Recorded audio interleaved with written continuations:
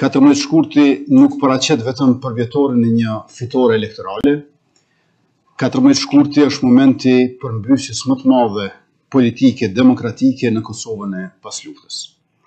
Është revolucioni elektoral ku ngallënjeu mirëqeverisja mbi korrupsionin, drejtësia mbi diskriminimin dhe interesi i përbashkët e publik mbi atë personal e privat.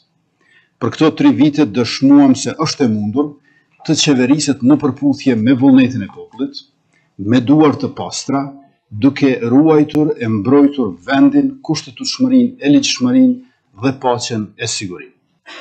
14 shkurti është vullneti i këtij populli për të ndërtuar të ardhmen e tij mes popujve e shteteve të tjera të barabarta, të zhvilluara, demokratike e të forta.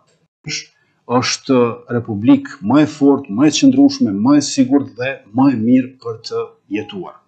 Në Republikën e Kosovës me 14 shkurt nuk shënohet thjesht vetëm dita e dashurisë ndaj njerëzve të dashur, por shënohet dita e dashurisë dhe përkushtimit ndaj Republikës sonë.